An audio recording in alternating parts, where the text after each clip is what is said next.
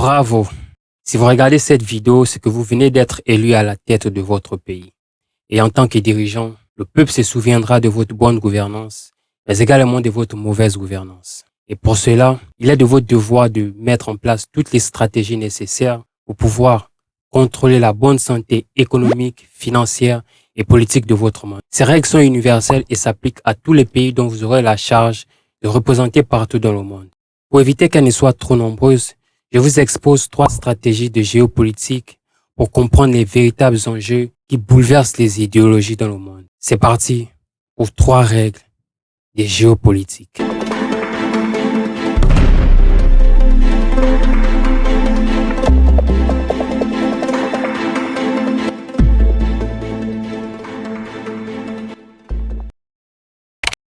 Premièrement, les armes sont un atout considérable. Lorsque nous examinons plusieurs conflits dans le temps, on se rend bien compte à quel point les armes peuvent radicalement bouleverser l'équilibre de la force.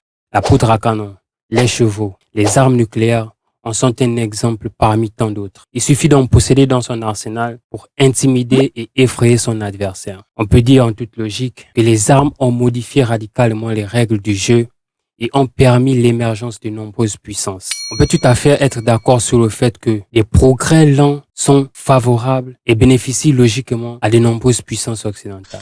J'ai envie d'être ignorant, mais soyons concrets. Si vous avez des adversaires avec des avions capables de voler à 200 mètres plus haut que vous et de tirer 5 fois plus vite que vous, mais vous aurez complètement perdu la suprématie aérienne. Pour cela, les États recourent de plus en plus vers le développement de l'armement militaire. Comprenez une chose, les humains ont besoin de sécurité et d'avoir cette capacité à pouvoir repousser un potentiel agresseur. Dans ce cas de figure, votre pays ne doit pas se permettre d'être en dernière position. Si vous ne visez jamais la tête du peloton régional, alors laissez-moi vous dire une chose, apprêtez-vous à être envahir et donc à faire de la guerre. Il s'agit d'autonomie, de sécurité, mais également de souveraineté. Les États plus puissants ont toujours vassalisé les plus petits. Croyez-moi, on parle de partenariat, d'arrangements militaires, de clauses diplomatiques, mais en réalité, ce ne sont que des simples vassaux, incapables de se défendre dans l'éventualité d'un conflit militaire. Et donc, leurs intérêts sont souvent dictés par la puissance dominante en question.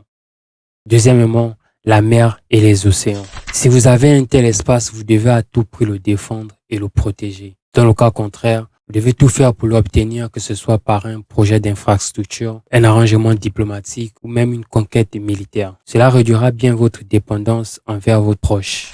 Prenons le cas par exemple de Sao Tomé. C'est un pays qui se situe dans le golfe de Guinée, à l'extrémité ouest de l'Afrique centrale. On peut vanter le trafic maritime qui se passe, mais le manque d'infrastructures de création de ponts fait en sorte que le pays soit limité dans ses importations des denrées alimentaires. Évidemment, vous pouvez posséder un espace maritime, mais si vos navires ne sont pas capables de protéger votre espace, il vous sera très difficile de pouvoir subsister.